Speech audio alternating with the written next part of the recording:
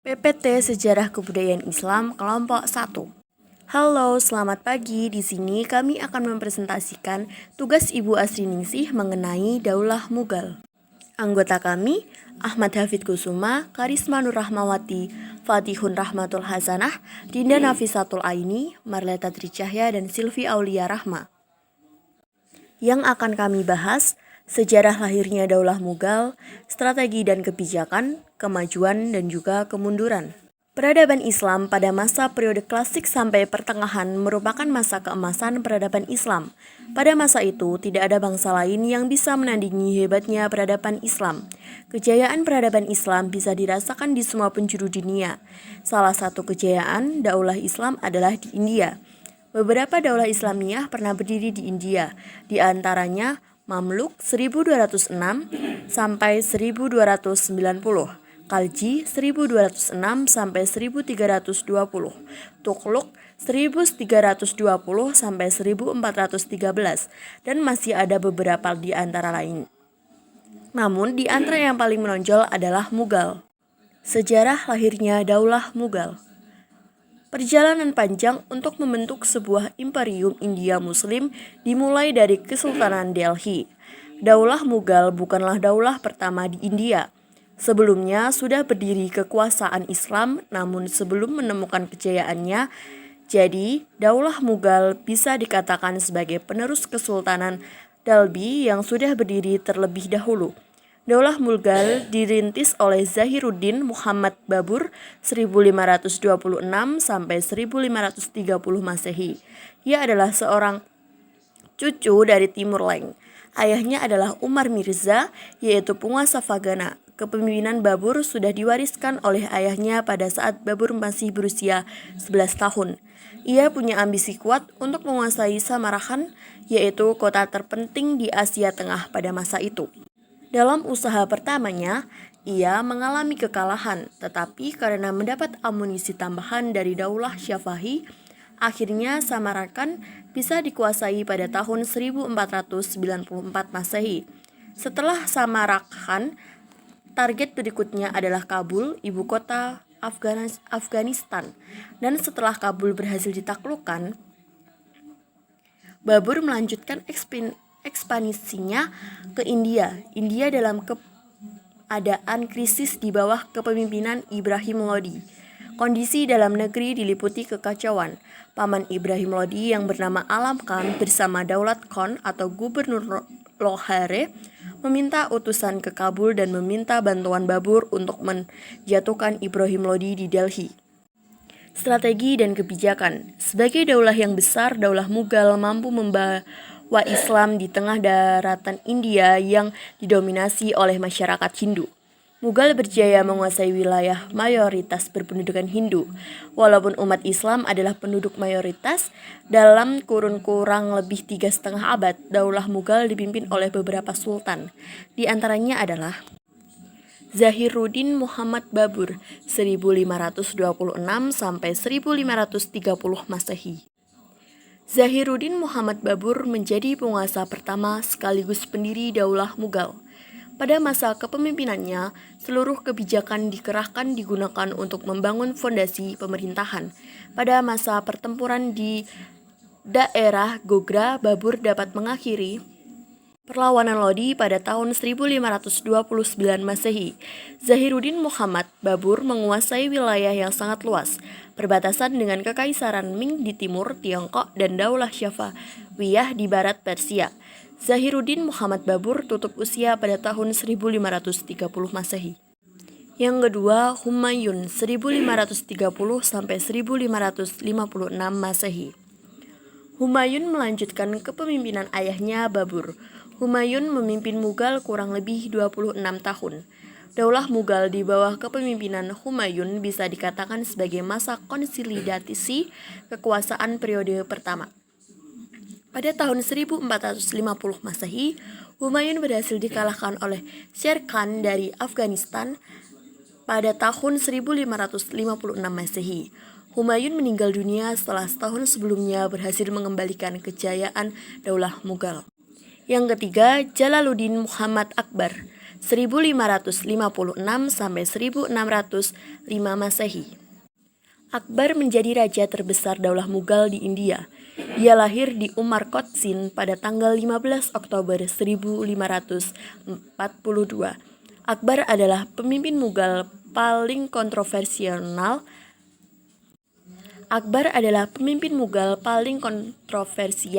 menggantikan kedudukan ayahnya ketika masih dalam usia 14 tahun. Pada masanya dikenal sebagai masa kebangkitan dan kejayaan Mughal sebagai daulah Islamiyah terbesar di India. Dengan usia yang masih sangat belia, Akbar mempercayakan urusan pemerintahan kepada Bairam Khan. Yang keempat, Nuruddin Muhammad Salim atau Jahangir 1605 sampai 1627 Masehi. Nuruddin Muhammad Salim lebih dikenal dengan sebutan Jangahir, lahir pada tanggal 31 Agustus 1569 di Fatehpur Sikri dan anak tahta 8 setelah meninggalnya Sultan Akbar. Jahangir berkuasa selama 22 tahun dengan didukung oleh kekuatan militer yang besar. Kepemimpinan Jangahir menjadi lebih kuat. Semua kekuatan musuh dan gerakan pemberontakan berhasil dipadamkan, sehingga seluruh rakyat hidup dengan aman dan damai. Pada masa kepemimpinannya, Jangahir berhasil menundukkan Bengala 1612 Masehi, Mewar 1613 Masehi, dan juga Kangra 1615 Masehi. Yang kelima, Shah Jihan 1628 sampai 1658 Masehi. Shah Jihan lahir 5 Januari 1592. Merupakan raja kelima Daulah Mughal di India. Tatkala masih kanak-kanak, ia bernama Khurram. Nama Shah Jihan dikenang di atas kemegahan bangunan-bangunan yang didirikannya tatkala menjadi raja. Taj Mahal dan Masjid Jama adalah dua bangunan megah yang diwariskan kepada dunia. Aurangzeb 1658 sampai 1707 Masehi. Aurangzeb naik tahta dengan menghadap tugas yang berat. Kedaulatan Mughal sebagai entitas muslim di India nyaris hancur akibat perang saudara. Maka pada masa pemerintahannya dikenal sebagai masa pengembalian kedaulatan umat Islam. Pada periode ini merupakan masa konsolidasi dua kerajaan, Mughal sebagai sebuah kerajaan dan sebagai negeri Islam. Bahadur Shah 1707 sampai 1712 Masehi. Para pengganti Aurangzeb merupakan penguasa yang lemah sehingga tidak mampu mengatasi kemerosotan politik dalam negeri. Para pemimpin sesudah Aurangzeb mengawali kemunduran dan kehancuran kerajaan Mughal. Bahadur Shah menggantikan kedudukan Aurangzeb 5 tahun kemudian. Terjadi perebutan antara putra-putra Bahadur Shah. Yang kedelapan, Jehandar 1712 sampai 1713 Masehi. Jehandar merupakan pemimpin yang paling singkat dalam periodisasi kepemimpinan Mughal. Lengkapnya adalah Mirza Muizzuddin Muhammad Khan. Pada masa pemerintahan Shah Alim, Mughal diserang oleh pasukan Afghanistan yang dipimpin oleh Ahmad Khan Durrani. Kekalahan Mughal dari serangan ini berakibat jatuhnya Mughal ke dalam kekuasaan Afgan. Yang sembilan, Bahadur Shah 1837 sampai 1858 Masehi. Bahadur Shah, pengganti Akbar II, menentang isi perjanjian yang telah disepakati oleh ayahnya. Hal ini menimbulkan konflik antara Bahadur Shah dengan pihak Inggris.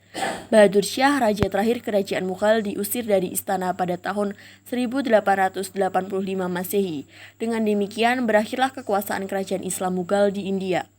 Sejak saat itu, umat Islam dihadapkan pada perjuangan untuk mempertahankan eksistensinya di bawah kekuasaan Inggris dan di tengah mayoritas umat Hindu di India.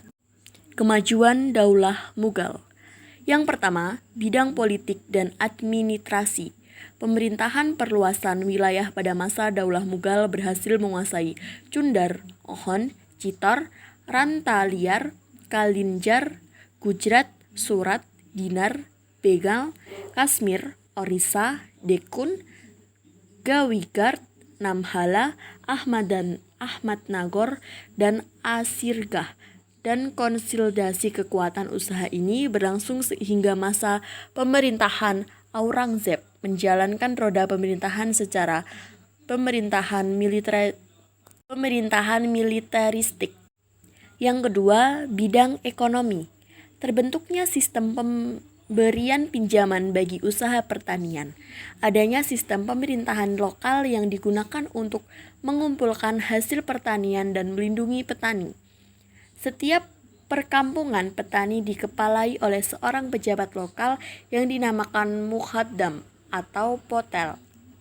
Kedudukan yang dimilikinya dapat diwariskan, bertanggung jawab kepada atasannya untuk menyetorkan penghasilan dan menghindarkan tindak kejahatan. Kaum petani dilindungi hak kepemilikan atas tanah dan hak mewariskannya, tetapi mereka juga terikat terhadapnya.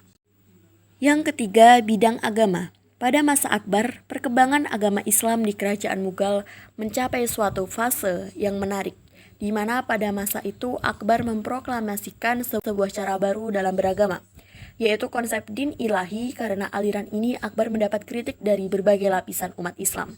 Bahkan Akbar dituduh membuat agama baru pada prakteknya. Din ilahi bukan sebuah ajaran tentang agama Islam, namun konsepsi itu merupakan upaya mempersatukan umat-umat beragama di India. Bidang seni dan budaya. Munculnya beberapa karya sastra tinggi seperti Pan Mafat yang mengandung pesan kebijakan manusia, Gubahan Muhammad Zayasi, seorang penyair istana, Abu Fadil menulis Akbar Nameh, dan Aini Akbari yang berisi sejarah Mughal dan pemimpinannya. Daulah Mughal termasuk sukses dalam bidang arsitektur, tapi Mughal merupakan puncak karya arsitektur pada masanya, diikuti Fatpur Sikri, peninggalan Akbar, dan Masjid Raya Delhi di Lahore. Berbagai bangunan monumental masih bisa disaksikan hingga sekarang, antaranya Benteng Agra atau Arga Fort, terbentang seluas 94 hektar, terletak sejajar dengan Sungai Yamuna dan 2 km barat laut dari Taj Mahal, tepatnya di kota Agra, Uttar Pradesh, India Utara. Benteng Agra sudah ada sejak masa Sikarwat Rajarpus. Namun setelah jatuh ke tangan dinasti Mughal, Akbar melakukan renovasi besar-besaran. Benteng ini butuh lebih dari 4.000 pekerja dan 8 tahun masa pemerintahan. Kota Agra pun dijadikan sebagai ibu kota kerajaan Mughal dan menjadikan benteng ini sebagai kediaman utama sultan-sultan Daulah Mughal sampai tahun 1638. Benteng Merah atau Red Fort. Benteng Merah merupakan kediaman utama dari penguasa dari Daulah Mughal selama hampir 200 tahun sampai tahun 1866. Selama hampir 200 tahun sampai tahun 1856. Sultan Shah Jihad menugaskan bangunan Benteng Merah pada 12 Mei 1639 ketika ia memutuskan untuk memindahkan ibu kotanya dari Agra ke Delhi. Taj Mahal. Nama Taj Mahal tentu tak asing lagi bagi masyarakat Indonesia. Istana dari marmer putih gading yang terletak di tepi selatan Sungai Yamuna, Agra, India ini sebenarnya adalah makam dari Mumtaz Mahal, istrinya kesayangan Shah Jahan, dibangun dari tahun 1632 sampai 1653 Masehi. Taj Mahal dianggap sebagai contoh terbaik arsitektur Mughal dan simbol sejarah kekayaan India. Jama Masjid merupakan salah satu masjid terbesar di India. Masjid ini dibangun oleh Sultan Mughal Shah Jahan antara 1644 Masehi dan 1656 Masehi. Masjid ini menjadi masjid kerajaan sampai akhir periode Mughal. Masjid ini juga salah satu masjid terbesar di India. Halaman masjid mampu menampung lebih dari 25.000 jamaah. Melihat kemegahan bangunan-bangunan tersebut, tidak heran jika Daulah Mughal disebut sebagai salah satu daulah yang berjaya di abad ke-17 dunia Islam. Sangat beruntung dan berterima kasih kepada pemerintahan India yang terus melestarikan peninggalan ini sebagai salah satu sumber pemasukan negara. Kemunduran Daulah Mughal. Yang pertama, terjadinya stagnasi dalam pembinaan kekuatan militer. Yang kedua, kemerosotan moral dan hidup mewah di lingkungan mengakibatkan pemberosotan dalam keuangan. Yang ketiga, pendekatan yang dilakukan oleh Aurangzeb terlalu kasar terhadap umat beragama, sehingga konflik antar umat beragama sangat sulit diatasi toleransi oleh sultan-sultan sesudahnya. Yang keempat, Semua generasi penerus Daulah Mughal pada periode terakhir adalah orang-orang yang lemah dalam kepemimpinan. Baik, sekian dari kelompok 1. Terima kasih dan mohon maaf jika ada salah kata dari saya. Thank you for watching. Assalamualaikum.